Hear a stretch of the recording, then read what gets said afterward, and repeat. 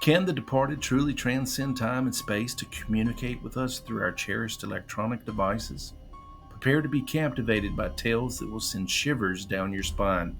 We present to you the enigma of phone calls from beyond the grave.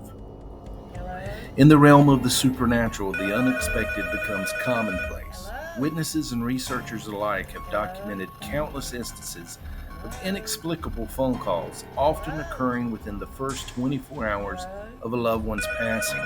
However, to be astounded as we uncover cases where these spectral communications emerged years after their loss.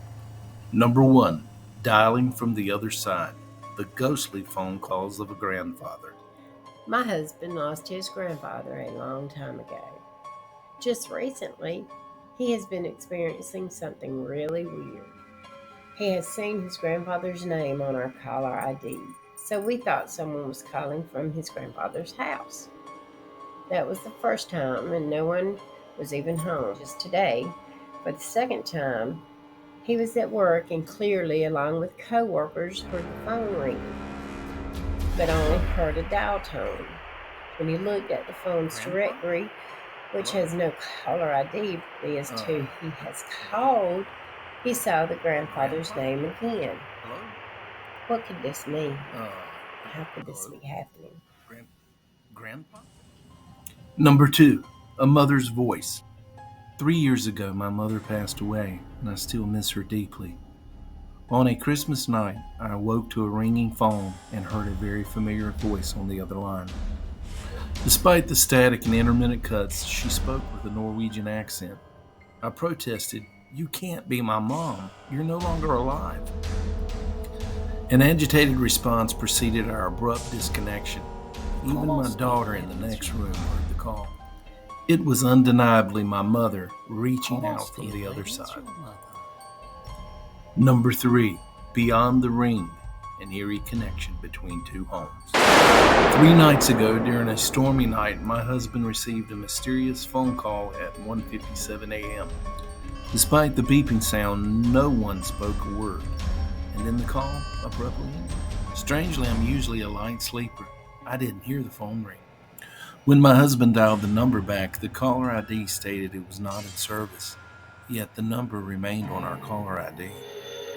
To our astonishment, the same inexplicable event unfolded around 4 a.m. at my mother-in-law's house, located an hour away. Her son, who was asleep in the house, remained unaware of the phone call.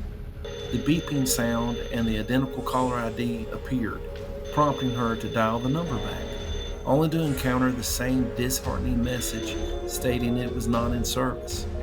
However, the strangeness did not end there. Around 5 a.m., as my mother-in-law lay in bed, she witnessed a chilling sight. A tall, thin figure with dark eyes and dressed in somber attire stood at the foot of her bed, intently observing her. Frozen with fear, she watched as the figure lingered for a moment before darting across the room and vanishing into thin air. Strangely, my husband experienced the tragic loss of his brother about 6 months ago. Did my brother-in-law call and pay a visit? Number four, Fate's Twist, the haunting call of unfulfilled needs. A friend related this story to me a few years ago.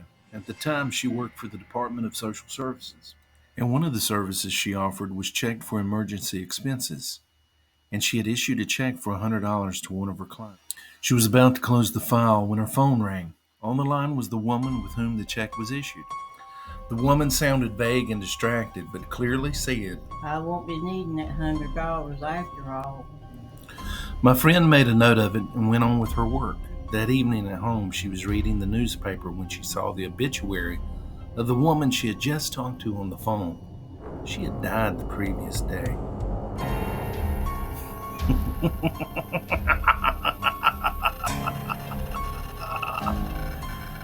Thanks.